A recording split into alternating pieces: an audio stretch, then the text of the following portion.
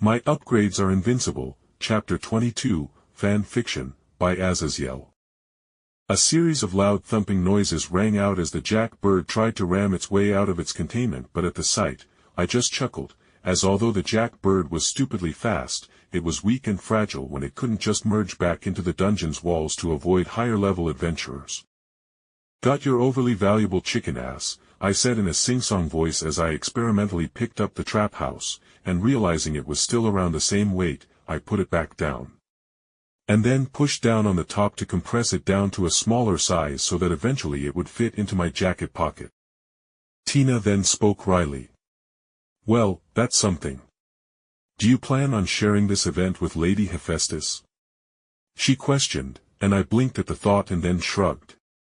"Maybe after I tame the jackbird and get some eggs stored up, I can leave the responsibility to her," I said as I thought about the issue in more detail.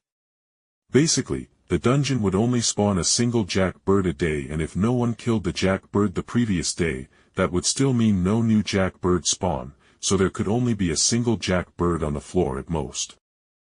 So at best, I could only get one every single day if the dungeon itself didn't fuck us over, and there was also the fact that the first floor was worthless to us beyond the jackbird itself, so I couldn't really justify standing around here all the time.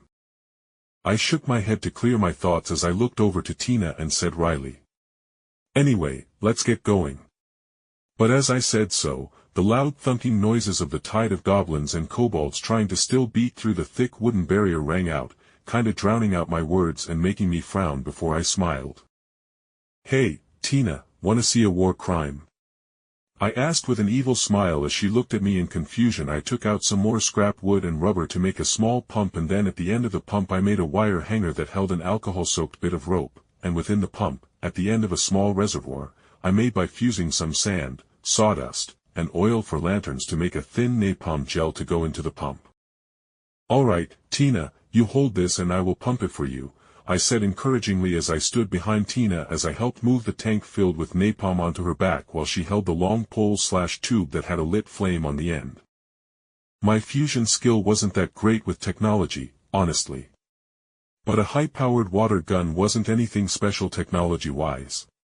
So while Tina stuck the hose through the hole in the wall that the jackbird climbed into, our dead end through, I began pumping and building up pressure within the tank, so as Tina pulled the lever to release the pressure, a hiss of spraying thick sticky mist was violently shot out of the tube, and when it collided with the open flame, screams of goblins and kobolds rang out as dozens of them were burnt by the flames that covered their flesh due to how the napalm was a sticky gel instead of a simple liquid that would quickly burn off and evaporate. Using a homemade flamethrower to burn goblins and kobolds to death, the anarchist's cookbook didn't fail me, even though I got put on a watch list for downloading it. "Jake, do you wish to capture a goblin or kobold to practice taming?" Tina suggested, and I nodded. So after the goblins and kobolds moved away or were burned alive by our improvised napalm implement, I switched back to my Leviathan axe, as the axe was perfect for chopping through monsters like goblins and kobolds without issue. My only gripe about the axe was how there were no ice monsters or materials I could get my hands on to make it match the original in the new God of War games. I moved the slightly burnt wooden wall back into my fusion inventory, and then I beheld our actions as the smell of burning flesh hit my nose. And it was fine, I cooked pigs over a fire, so I didn't give a damn about these monsters. We just stepped over the corpses. Tina would stab the squirmers with her spear. And when we got to the less burnt ones that could fight back, I just chopped them in half with my large axe. If a base human could with training and a proper blade could cut all the way through a pig and its spine, organs, and other bones, I am an adventurer more than halfway through level 1, could even more easily do the same. The ease with which Tina and I could slaughter even a dozen goblins and kobolds was just further proof that our time was better spent in the deep floors, as I knew even with our Excelia-enhancing spears, killing these trash mobs wasn't going to help us grow, nor even be worth much of anything monetarily wise at this point. We quickly made our way through the first floor of the dungeon, and once we got to the surface, we agreed going straight home was the best choice. But as we left the dungeon and exited the Tower of Babel that was built over the dungeon as its seal, I realized there were a lot of ladies standing guard outside the dungeon, weirdly. Not that lady's guardian, the dungeon was weird.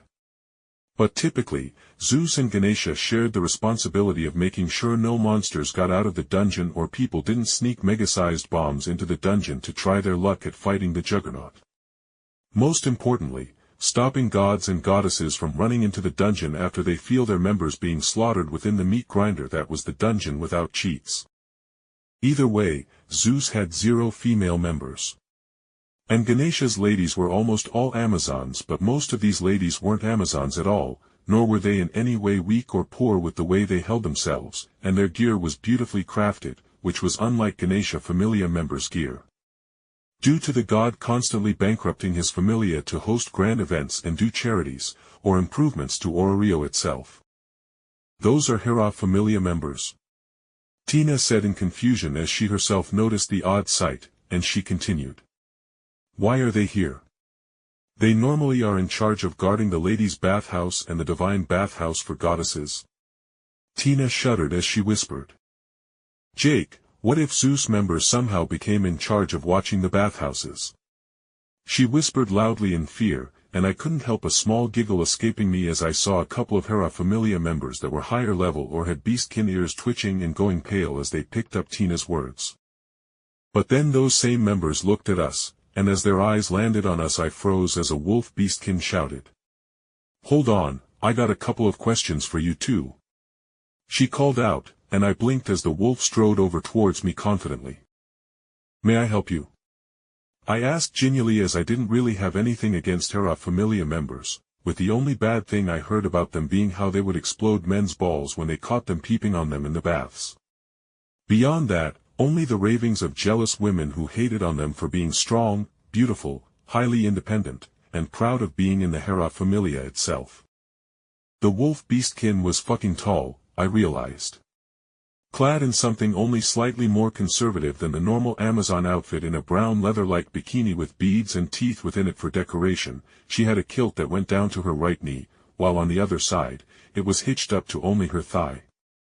She had the same size and proportions as fucking Barghest from FGO and looked quite similar with golden hair and 2 blue sapphire eyes that looked down towards me from her height advantage of being literally more than 7 feet tall. Before I could react, I was picked up. My face smushed into overly sized boobs, and then I heard Tina yell out. Let me go. Only Jake can carry me like a sack of groceries. Oh, I am being press-ganged again. I thought blankly as I heard the seemingly overjoyed wolf beastkin call out.